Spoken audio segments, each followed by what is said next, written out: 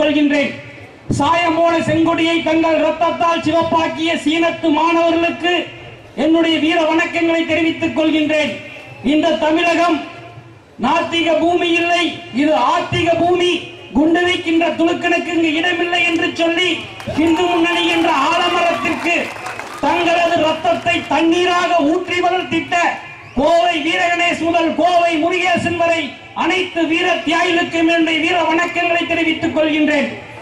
இந்துக்களுக்காக வாதாட போராட பரிந்து பேச இந்து முன்னணி என்ற அமைப்பை நிறுவி 20ஆம் நூற்றாண்டின் இன்னொரு விவேகானந்தர் என்று இந்து மக்களால் அடையாளம் காட்டப்பட்ட வீரத்துறவி ராமகோபாலன் ஐயா அவர்களுக்கு என்னுடைய பணிவான வணக்கங்களை தெரிவித்துக் கொள்கின்றேன். மேலும் இந்த மாநாட்டிற்கு தலைமை தாங்கிக் கொண்டிருக்கக்கூடிய முன்னிலை வைத்துக் கொண்டிருக்கக்கூடிய சிறப்புரையாற்ற வந்திருக்கக்கூடிய கலந்து கொண்டிருக்கக்கூடிய அத்தனை சோழர்களுக்கும் பெரியவர்களுக்கும் என்னுடைய பணிவான வணக்கங்களை தெரிவித்துக் கொள்கின்றேன். தமிழ்நாட்டில் நம்ம முன்னோர்கள்லாம் ரொம்ப புத்திசாலிங்க, அனுபவசாலிங்க. பழமொழிய நல்லா அனுபவிச்சு ஆராய்ஞ்சு உணர்ந்து சொல்லி இருக்கிறாங்க. பாம்புக்கு பால் வார்க்காதே, உண்ட வீட்டுக்கு ரெண்டகம் செய்யறவ, இவன் புத்தி தொண்டக்குழி வரைக்கும் இப்படி எல்லாம் வந்து சொல்லி வச்சிருக்கிறாங்க. ஆனா துரதிர்ஷ்டவசமா இந்த பழமொழியை உணர்ந்து செயல்பட வேண்டியவங்கெல்லாம் மறந்துகிட்டு ஊத்துக்குழியிலிருந்து வெண்ணெய் வாங்கிட்டு போய் அவங்களுக்கு விருந்து வச்சிட்டு இருக்கிறாங்க. இன்னைக்கு தமிழ்நாட்டில் ஒரு வித்தியாசமான சூழ்நிலை ஏற்படுத்தி வச்சிருக்கிறாங்க. எப்படின்னு கேட்டா, இந்த வாழை தானுங்க, இந்த நாய் தானுங்க வாழை ஆட்டு. ஆனா இன்னைக்கு வந்து இந்த வாழெல்லாம் நாய் ஆட்டோன்னு ட்ரை பண்ணிட்டு இருக்குது. இன்னைக்கு என்ன நடந்துட்டு இருக்குது தமிழ்நாட்டில்? இன்னைக்கு 2 இடத்துல, இந்த கோயம்புத்தூர் பகுதியில் 2 இடத்துல 2 நிகழ்ச்சி நடக்குது. ஒரு நிகழ்ச்சி இன்றைக்கு அவிநாசியில மதமாற்ற தடுப்பு மாநாடு.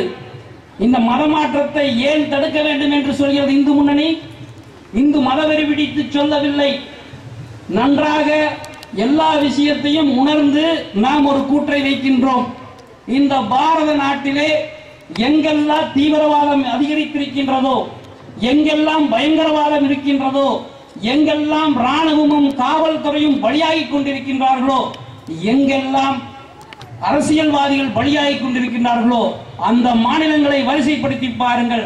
அங்கெல்லாம் கண்டிப்பா இந்துக்களுடைய பெரும்பான்மை குறைவாக இருக்கும். உதாரணமா சொல்லணும்னா, நம்முடைய ஜம்மு காஷ்மீர் மாநிலத்தில் காஷ்மீர் இருக்கக்கூடிய முஸ்லிம்களுடைய எண்ணிக்கை, நாகாலாந்து, மேகாலயா, திரிபுரா, அஸ்ஸாம் இந்த மாநிலங்கள் எடுத்துக்கிட்டோம்னா கிறிஸ்தவர்கள் பெரும்பான்மை. இங்க எங்கெல்லாம் வந்து இந்துக்களுடைய எண்ணிக்கை குறையுதோ அங்கெல்லாம் இந்த நாட்டினுடைய பாதுகாப்புக்கு ஆபத்து ஏற்படுகின்றது. அப்போது என்ன யோசிக்கணும்? இந்த நாட்டில் எப்பொழுது இந்துக்கள் பெரும்பான்மையாக இருக்கின்றார்களோ அப்பொழுதுதான் இந்த நாடு பாதுகாப்பாக இருக்கும், இந்த நாட்டினுடைய இறையாண்மை காப்பாற்றப்படும் என்று இந்து முன்னணி கருதுகின்றது.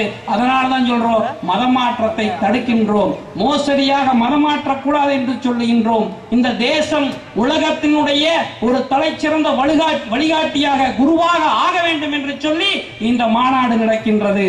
இதே சூழ்நிலையில இந்த மாநாட்டுக்கு ஏகப்பட்ட கட்டுப்பாடு இருந்தா கூட இன்னைக்கு எப்படியோ இந்த மாநாட்டுக்கு அனுமதி வாங்கி நடத்திட்டு இருக்கிறோம். ஆனா இதே சூழ்நிலையில இன்னைக்கு கோயம்புத்தூர்ல ஒரு பொதுக்கூட்டம் நடந்துட்டு இருக்குது. இந்த பொதுக்கூட்டம் எதுக்கு தெரியுங்களா? முதல்ல சொன்ன பாத்தியா, எவனோ ஊத்தி தொண்டக்குழி வரைக்கும் அவன்லாம் ஒண்ணு சேர்ந்து இன்னைக்கு பொதுக்கூட்டம் நடத்திட்டு இருக்கிறான். எந்த கோரிக்கை வச்சு பொதுக்கூட்டம் நடத்திட்டு இருக்கான் தெரியுங்களா? இந்த அரசாங்கம், அது அம்மாவா இருந்தாலும் சரி, ஐயாவாக இருந்தாலும் சரி, யாராக இருந்தாலும் இந்த அரசாங்கம் என்ன செஞ்சிட்டு இருக்குது? ஓட்டுக்காக வேண்டி அங்க போய் அந்த சிறுபான்மை முஸ்லிம்களை தாஜா செய்து கொண்டிருக்கிறார்கள். இன்றைக்கு என்ன நடந்து கொண்டிருக்கக்கூடிய பொதுக்கூட்டம், இந்த பெங்களூர் குண்டுவெடிப்பில் தொடர்புடையவன் என்று சொல்லி கைது செய்யப்பட்டிருக்கக்கூடிய கிச்சான் புகாரியை விடுதலை செய்ய வேண்டும் என்று கேட்டு ஒரு பொதுக்கூட்டம் இன்றைக்கு கோயம்புத்தூர் நடந்துட்டு இருக்குது. கிச்சான் புகாரி மேல என்ன வழக்கு? பெங்களூர்ல குண்டு வச்சான்னு சொல்லி தமிழ்நாட்டு போலீஸ் கைது பண்ணல. பெங்களூர்ல இருக்கக்கூடிய காவல்துறை அங்கிருந்து எல்லா விதமான ஆதாரங்களையும் திரட்டி கொண்டு வந்து இவர்கள் பேசியிருந்த அந்த சிம் கார்டு முதல் கொண்டு வண்டி முதல் கொண்டு எல்லாத்தையும் கண்டுபிடிச்சு ஆதாரங்களை வைத்து கைது செய்திருக்கின்றது. இந்த கைது செஞ்சவன்லாம் என்ன வரலாறு? அங்க உட்கார வைக்கிறதுக்காக ஏற்பாடு நடந்துட்டு இருக்குது. உட்காருங்க, கட்டுப்பாடோடு இருக்கணும். சும்மா சிறு சிறப்பு. இப்ப எவனா கூட்டத்தில் அங்க வந்து நின்றுட்டு பாம்புன்னு சொல்ல எல்லாம் எந்திரிச்சு ஓடிடுவீங்களா? பாம்பு வந்து அடிக்கிறதுக்கு ஆள் இருக்கு. இங்க அதுக்குள்ள எதுக்கு என்னென்ன வேணுமோ அதுக்குள்ள ஆள் ஏற்பாடு இருக்குது. அமைதியா இங்க மேடை பார்த்து கூட்டத்தை பாருங்க, அங்க கவனிக்கிறதுக்கு ஆள் இருக்குது, நீங்க கவலைப்பட வேண்டாம். இன்றைக்கு அந்த கூட்டம் நடந்துட்டு இருக்குது. அந்த கிச்சான் புகாரி எப்படிப்பட்டவன், யாரு, அவனுடைய பின்னணி என்ன?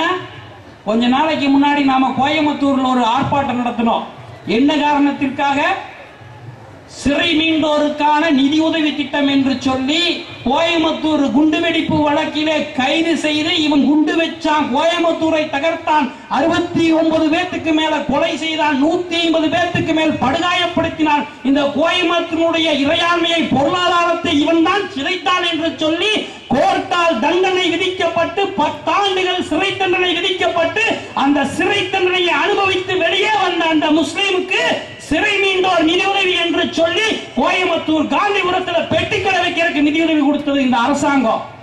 அன்றைக்கு நாம் எதிர்த்து போராடியதன் விளைவாக அங்க பெட்டிக்கடை வைக்க முடியல, ஆனா நிதியுதவி வாங்கிட்டான். ஆனா இன்னைக்கு கைது செய்யப்பட்டிருக்கக்கூடிய கிச்சான் புகாரி ஆகட்டும் அல்லது மற்ற அந்த பெங்களூர் குண்டுவெடிப்பில் தொடர்புடைய அந்த முஸ்லீம் கைதிகள் யாரெல்லாம் இருக்காங்களோ அவங்க எல்லாருடைய பின்னணியை பார்த்தோம்னா கோயம்புத்தூர் குண்டுவெடிப்பு வழக்குல சம்பந்தப்பட்டு இன்னைக்கு சிறை தண்டனையை அனுபவிச்சுட்டு வெளியில வந்தவர். அவனுக்கு இந்த அரசாங்கம் நிதியுதவி கொடுத்திருக்குது. ஏதாவது ஒரு குண்டு வெடிப்பு கைதி சிறை மீண்டோர் நிதியுதவியை பயன்படுத்தி இந்த அரசாங்கம் சொல்லிய வழிப்படி அந்த நிதியை செலவழித்திருக்கிறானா என்று யோசித்து பாருங்கள். கிடையவே கிடையாது. ஆனா என்ன பண்ணியிருக்கிறா, இந்த நாட்டை மீண்டும் சின்னாபின்னமாக்குவதற்காக, இந்த நாட்டிலே மீண்டும் பயங்கரவாத செயலை அரங்கேற்றுவதற்காக வேண்டி மீண்டும் குண்டுவெடிப்பு திட்டங்களை அரங்கேற்றுவதற்காக அவன் வேலை செஞ்சுட்டு இருக்கிறான். அவனை விடுவிக்கணும்னு சொல்லிட்டு இன்னைக்கு ஒரு பொதுக்கூட்டம், அதுக்கு இன்னைக்கு அனுமதி கொடுத்துட்டு இந்த அரசாங்கம் வேடிக்கை பார்த்துட்டு இருக்குதுங்க. என்ன ஒரு சூழ்நிலை பாருங்க. இந்துக்களுக்கெல்லாம் என்ன உரிமை மறுக்கப்படுகிறது என்பதற்கு நாம் பெரிய உதாரணங்கள் சொல்ல வேண்டாம். அங்க இடத்துல பின்னாடி கொஞ்சம் கூட்டம் நிறைய இருக்குன்னு சொல்லிட்டு ஒரு 10 சேர 20 சேர போடோம்னா காவல்துறை ஐயோ போடக்கூடாது, ரோட்டினுடைய டிராபிக் என்னாச்சுன்னா என்ன ஆயிருன்னு சொல்லி அங்க போடக்கூடாதுங்கிறாங்க. ஒரு அரை மணி நேரம் நம்ம மாநாடு நடத்த போறோம், 1 மணி நேரம் நடக்க போகுது. ஒரு 10-20 சேர் போடுறதுக்கு நமக்கு அனுமதி இல்லை. அங்கிருந்து நம்ம பொறுப்பாளர்கள் வந்து மற்றவங்களை உள்ள அனுப்பிச்சு உட்கார வச்சுட்டு இருக்காங்க. ஆனா தமிழகத்தின் மூளை என்று சொல்லக்கூடிய சென்னை மாநகர்ல எங்கேயோ எவனோ ஒரு புறம்போக்கு அவன் கிறிஸ்துவ மத வெறி பிடிச்சு இந்த இஸ்லாமியத்தை பத்தி தவறா ஒரு படம் எடுத்துட்டானாமா. அந்த படத்தில் எடுக்கிற நடவடிக்கை எடுக்க சொல்லி இங்க இருக்கக்கூடிய அமெரிக்க தூதரகத்தை நாங்கள் முற்றுகிறோம் என்று சொல்லி அன்னைக்கு வந்து சென்னை மாநகரத்தில் தொடர்ந்து பல நாட்களாக போராட்டம் நடத்திட்டு இருக்கிறான். இவனுக்குள்ள வேற போட்டி, யாரு வந்து அதிகமா இந்த பயங்கரவாதத்துக்கு நிதி உதவி வசூல் பண்ணி வச்சுக்கிறது அப்படின்ட்டு. அதனால டெய்லி நான் தான் பெருசுன்னு காட்டுறதுக்காக ஒவ்வொரு இயக்கமும் ஒவ்வொரு நாளைக்கு இந்த முஸ்லீம் இயக்கம் நடத்திட்டு இருக்குது போராட்டம். இறுதி கட்டமா எல்லா இயக்கம் சேர்ந்து போராட்டம் நடத்துறான். அன்னைக்கு என்ன பண்ணா, மதியம் 1 மணிக்கு ஆரம்பிச்சு சாயந்தரம் 6 மணி வரைக்கும் 5 மணி நேரம் சென்னையினுடைய இருதய, தமிழகத்தின் மூளை சென்னை என்று சொன்னால் சென்னையினுடைய இருதயமாக இருக்கக்கூடிய அந்த அண்ணா சாலையை வந்து போக்குவரத்தை ஸ்தம்பிக்க வைத்து அவன் ஆர்ப்பாட்டம் நடத்திட்டு இருக்கிறான். போலீஸ் கைகட்டி வேடிக்கை பார்த்துட்டு இருக்குதுங்க. என்ன ஒரு இழிநிலைன்னு பாத்துங்க. ஒரு 10 சேர போட்டு போடுறதுக்கு நமக்கு அனுமதி இல்லை. ஆனா அங்க வந்து அவன் சென்னையினுடைய மவுண்ட் ரோட்ல அந்த அண்ணா சாலையில 6 மணி நேரம் டிராபிக்க போட்டிருக்கான். இவங்க கைகட்டி வேடிக்கை பார்த்துருக்காங்கன்னா என்ன காரணம்? எப்படியாவது இவனுக்கு பார்த்து தாஜா பண்ணி ஊத்துக்குழி வெண்ணையை கொடுத்து எப்படியாவது ஓட்ட வாங்கிறோங்கிற ஒரே காரணம் தான், வேற என்னங்க இருக்க முடியும்? அது மட்டுமல்ல, இன்றைக்கு இந்த அரசாங்கம் அந்த விஸ்வரூபம் திரைப்படம் வந்தது, படத்தை போட விட மாட்டேன்னு சொல்லிட்டு அவன் போஸ்ட் அடிச்சு ஆணவமாக ஓட்டுறான், விஸ்வரூபம் படம் ஓடாதுன்னு.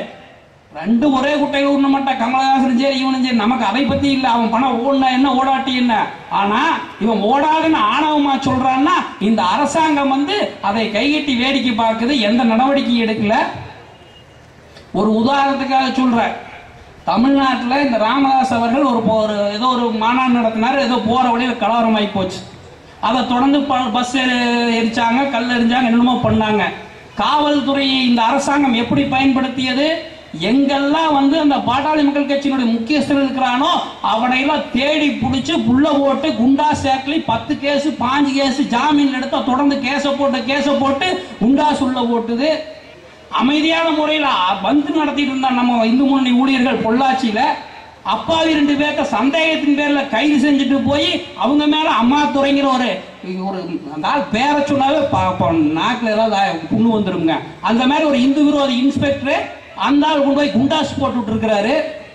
ஆனா சென்னையில அவ்வளவு பெரிய மறியல் பண்ணி ஆர்ப்பாட்டம் பண்ணவங்க மேல எந்த வழக்கும் போடப்படல.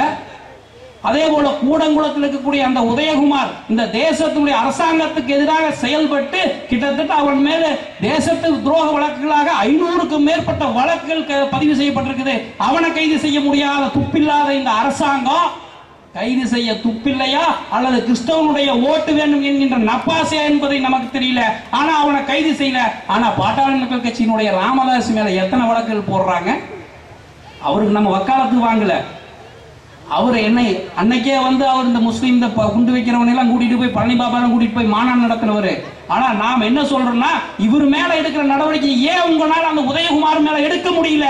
ஏன் எடுத்தா கிறிஸ்தவ ஓட்டு கிடைக்காதுங்கிற பயம் என்று சொன்னால் நாளைக்கு ஓட்டுக்காக எதை வேணா செய்ய சொன்னா இங்க இருக்க அரசியல் கட்சிகளா செஞ்சிருவீங்களா?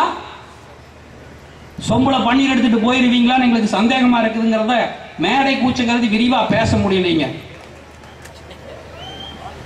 என்னங்க நடக்குது இந்த நாட்டில்? உள்துறை செயலாளர் இந்த மாநிலத்தினுடைய சட்டம் ஒழுங்கை கட்டி காக்க வேண்டியவர், டிஜிபி காவல்துறையுடைய தலைவர், இவங்களை போய் உட்கார்ந்து ஜம்பமா ஒருத்தர் விஸ்வரூபம் படத்தை ஓட மாட்டோம்னு சவால் விட்டுட்டு வர்றான்.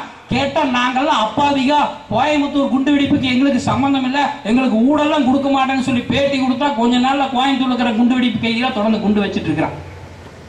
கைது பண்ணி இருக்குது அரசாங்கம். அந்த பேச்சுவார்த்தைக்கு போறவன் யாரு? இன்னைக்கு இந்த ஆம்புலன்ஸ் கொடுக்கிற ரத்தம் கொடுக்கிறேன்னு வேஷம் போட்டுட்டு இருக்கானே இந்த தமிழக முஸ்லிம் முன்னேற்ற கழகம் அதனுடைய தலைவர் ரிபாயி. யார் இந்த ரிபாயி? ஒவ்வொரு கூட்டத்திலையும் நான் சொல்லிட்டு இருக்கிறேன். இந்த ரிபாயி யாரு? நம்மளுடைய நாகப்பட்டினம் மாவட்டத்தினுடைய இந்து முன்னணியுடைய மாவட்ட செயலாளர் முத்துகிருஷ்ணன் அவருடைய மனைவியை பார்சல்ல குண்டு வச்சு கொலை செய்த குற்றத்திற்காக தடா கோர்ட்டால் தண்டனை விதிக்கப்பட்டு குற்றவாளி என்று சொல்லப்பட்ட இந்த ரிபாயி இன்றைக்கு போய் உள்துறை செயலாளருக்கு நேருக்கு நேர் நாற்காலியில் உட்கார்ந்து பேசலாம், டிஜிபிக்கு எதிராக உட்கார்ந்து பேசலாம் என்று சொன்னால் அப்ப இந்த நாட்டில் சட்டத்தை மதிக்கின்ற, இந்த தேசத்தை மதிக்கின்ற, இந்த தேசத்திற்காக தலை வேண்டும் என்றால் இதோ நான் தயாராக இருக்கிறேன் என்று சொல்லக்கூடிய இந்துக்களுக்கு இங்கு வந்து மரியாதை இல்லையா? கூட்டம் நடத்துறோம், அதுக்கு அனுமதி இருக்குது. இன்னைக்கு எல்லா ஆதாரம் இருக்குது. இன்னும் அதுல சிலர் கைது செய்யப்பட வேண்டும். இன்றைக்கு என்ன சூழ்நிலை? மறைமுகமாக பயங்கரவாதம் மீண்டும் தலையெடுத்துக் கொண்டிருக்கின்றது தமிழகத்திலே. மீண்டும் ஒரு மிகப்பெரிய சதி செயல் அரங்கேறப் போகின்றது என்று எச்சரிக்கின்றோம். துடியலூர்ல என்ன நடந்தது? துடியலூரினுடைய சந்தையில இரவு நேரத்தில் மர்மமான முறையில் நாய் செத்து போகுது, வெட்டுப்பட்டு. அங்க இருக்கக்கூடிய ஒருத்தர் பேசிட்டு இருந்ததா நான் துடியலூர்ல வந்து பைடெக் போயிருந்தப்போ டீ கடையில் டீ சாப்பிட்டு இருந்தா அப்போ ஒருத்தர் பேசிட்டு இருக்கும்போது சொல்றாரு, யாருன்னா 2 பேர் பைக்ல வர்றாங்க, தாடி வச்சிருந்தாங்க, குள்ளா போட்டிருந்தாங்க, வேகமா பைக்ல போனா ஒருத்தன், பின்னாடி போன்றவங்க கையில நீளமா வந்து பைப்போ அருவாளை இருந்தது, வேகமா அவன் போனா நாய் ரோட்ல நின்று இருந்தது, போற வாக்குல இவன் கீழே குமிஞ்சு நாயை ஒரே வெட்டுங்க, இப்படி தூக்கி வெட்டினானுங்க, போயிட்டான். அதே மாதிரி ஒரு 4-5 தடவை நான் பார்த்தேங்கன்னு சொல்றாரு. அந்த ஆள் எனக்கு யாருன்னு அடையாளம் தெரியல, டீ சாப்பிட்டு நான் அவர் விசாரிக்க நினைச்சு அவர் போயிட்டாரு. ஆனா அதுக்கப்புறம் அங்க இருக்க ஊழியர்கிட்ட கேட்டா ஆமாங்க துடியலூர் சந்தை இந்த மாதிரி நிறைய நாய் செத்து போச்சுங்கிறாங்க. என்ன பயிற்சி அது? தீவிரவாத பயிற்சியில சில முக்கியமான பயிற்சிகள் இருக்குது. என்னது? கூட்டத்துக்குள்ள அதிவேகமாக பைக் ஓட்டுவது, ஒரு வண்டியில 2 சக்கர வாகனத்துல போக போக எதிரில் வரக்கூடியனோ அல்லது நின்று கொண்டிருக்கணையோ தாக்கி கொள்வது. இதுல சில வருடங்களுக்கு முன்னாடி, ஒரு 3 வருஷத்துக்கு முன்னாடி சென்னையில் இருக்கக்கூடிய அயோத்தியா குப்பம் மக்களுக்குமே ரோட்ல பைக் ஓட்டிட்டு போனவங்களுக்கு தகராறு, நள்ளிரவில் மிகப்பெரிய கலவரம்னு சொல்லி செய்தி வந்தது. முழுசா செய்தி எதுவும் போடல. ஆனா அங்க என்ன நடந்தது? ரம்ஜான் தொழுகை, இரவு நேர சகர் தொழுகை, அதை முடிச்சிட்டு அந்த கடற்கரை சாலையில மிக அதிவேகமாக பைக்கை ஓட்டி பயிற்சி எடுத்துக் கொண்டிருந்தவர்கள் கவனப்பிசையினால் போய் அங்க இருக்க ஒருத்த மேல அடிச்சு அதுல என்னன்னு கேட்க வாய் தகராறு முற்றி கலவரமாக உருவானது. எதுக்காக அதிவேகமாக பைக் ஓட்டி பழகிட்டு இருந்த அந்த கடற்கரை சாலையில? இதை அரசாங்கம் வந்து கவனிக்கலைன்னா நாளைக்கு கோயம்புத்தூர் மாதிரி குண்டுவெடிப்பு சம்பவங்கள் நிறைய நடக்கிறதுக்கு வாய்ப்பு இருக்குது. துடியலூர் நடந்திருக்குது. இது ஏதோ நாயோட மட்டும் போகலைங்க, யாருக்கு புரியணுமோ அவங்களுக்கு புரியும் நினைக்கிற. கோயம்புத்தூர்ல இந்த குண்டுவெடிப்பு கைதிகளையும் இந்த அல்லுமா இந்த முஸ்லிம் பயங்கரவாதிகளையும் துப்பறிவதற்காக ஒற்றறிவதற்காக நுண்ணறிவு போலீஸ் பிரிவை சேர்ந்த 2 காவலர்கள் மர்மமான முறையில் இறந்து போனார்கள் விபத்துல. 2 பேர் ஒரே மாதிரி தான் இறந்தாங்க. பின்மண்டையில் அடிபட்டு எப்படி கோயம்புத்தூர் துடியலூர்ல எப்படி நாய் அடிச்சானோ அவங்கள அடிச்சிருக்கோன்னு சொல்லி சந்தேகம் இருக்குன்னு சொல்லிட்டு எனக்கு ஒருத்தர் பேச்சுவாக்கில் சொன்னார். அன்னைக்கு நான் கவுண்டம்பாளையத்தில் மாநாடு நடக்க போயிருந்தப்ப அவர் இதை சொன்னாரு. நான் அவர்கிட்ட ஃபுல் டீட்டெயில் கேட்டு நல்லா பேசணும்னு நினைச்சேன். ஆனா துரதிர்ஷ்டவசமா அவர் அதுக்கப்புறம் சந்திக்க முடியல. அவர் யாருன்னு தெரியல எனக்கு. 2 காவலர்கள் உயிர் வந்திருக்காருன்னு சொன்னார். காவல்துறையும் சரி அரசாங்கமும் சரி இந்த தாஜா செய்யும் போக்கை கைவிட்டு விட்டு சரியானபடி முஸ்லிம்களை கவனிக்கவில்லை என்று சொன்னால் கோயம்புத்தூரிலே 1998 நடந்ததை போன்று மீண்டும் ஒரு பயங்கரவாத சம்பவங்கள் இங்கு நடைபெறுவதற்குண்டான அனைத்து வேலைகளிலும் முஸ்லிம் பயங்கரவாதிகள் தயாராக இருக்கின்றார்கள். அதற்காக அவன் பயங்கரமான வேலை பார்த்துட்டு இருக்கிறான். இன்னைக்கு முஸ்லீம்கள் ஆம்புலன்ஸ் கொடுக்குறான்னு நல்ல எண்ணத்துலையும் நினைச்சிடாதீங்க. கோயம்புத்தூர்ல போக்குவரத்து காவலர் போலீஸ்காரர் அந்த செல்வராஜ் போக்குவரத்து காவலர் கொல்லப்பட்டோன்னையுமே கலவரம் நடந்தது. போலீஸ் துப்பாக்கி நடந்தப்போ கோட்டைமேட்டில் இருந்த முஸ்லீம் யாரும் உள்ளுக்குள்ள போய் எந்த ஆம்புலன்ஸும் அவங்களை எடுத்துட்டு ஜிஹெச்சுக்கு வர முடியல. அப்பதான் அவன் முடிவு பண்ணான், இன்னைக்கு சமூக சேவைங்கிற பேர்ல அவன் எதுக்கு பிளட் பேங்க் வச்சிருக்கான், எதுக்கு ஆம்புலன்ஸ் வச்சிருக்கான்னா மீண்டும் இந்த நாட்டில் அவன் ஒரு உள்நாட்டு கலவரத்தையோ அல்லது மீண்டும் ஒரு கோயம்புத்தூர் குண்டுவெடிப்பு போன்ற பயங்கரவாதத்தையோ அரங்கேற்றினால் அவனுடைய சமுதாயத்தை சேர்ந்தவர்களை காப்பாற்ற வேண்டும் என்பதற்காக ஆம்புலன்ஸையும் அவனுடைய சமுதாயத்தை சேர்ந்தவர்களுக்கு முதலுதவி செய்வதற்காக ரத்த வங்கியும் துவங்கி நடத்தி கொண்டிருக்கின்றான். இது புரியாம இன்னைக்கு அரசாங்கம் ஓட்டுக்காக வேண்டி அவனுக்கெல்லாம் ஜால்ரா போட்டுட்டு இருக்குது. இந்த சூழ்நிலை இன்னைக்கு இருக்கிற சூழ்நிலை நீடிச்சதுன்னா மீண்டும் இந்த தமிழகத்திலே மத பயங்கரவாதம் பெரிய அளவில் வெடிக்கும் என்று சொல்லி இந்த அரசாங்கம் இனியாவது விழித்துக் கொள்ள வேண்டும். இந்த அரசாங்கம் முஸ்லிமுடைய ஓட்டுக்காக கவலைப்படாதீர்கள். இங்கு திரண்டிருக்கிற கூட்டம் காசு கொடுத்து கூடிய கூட்டம் அல்ல. கவுன்சிலர் குப்பத்தொட்டிக்கு கவுன்சிலராவோ அல்லது எம்பியாவோ எம்எல்ஏவோ ஆவோம் சொல்லிட்டு வந்த கூட்டம் அல்ல. இந்த தேசத்திற்காக வந்த கூட்டம். தாய் மதமும் தாய் நாடும் எங்கள் 2 கண்கள், அதை காப்பாற்றுவதற்காக வந்த கூட்டம். உங்களுக்கு தேவை என்று சொன்னால் சொல்லுங்கள். நீங்கள் எடுக்கக்கூடிய அந்த பயங்கரவாத அடக்குமுறையை தடுப்பதற்காக நீங்கள் நடவடிக்கை எடுப்பதற்காக ஒரு 10 பேருடைய தலை வேண்டும் என்று சொன்னால் இங்கு இருக்கக்கூடிய ஆயிரக்கணக்கான இந்துக்கள் தயாராக இருக்கிறார்கள் என்று சொல்லி எனக்கு பேச வாய்ப்பளித்தமைக்கு நன்றி கூறிவிடுகிறேன். நன்றி, வணக்கம். வெல்க பாரத எல்லை, வாழ்க பாரத மணி திருநாடு. ஜெய்.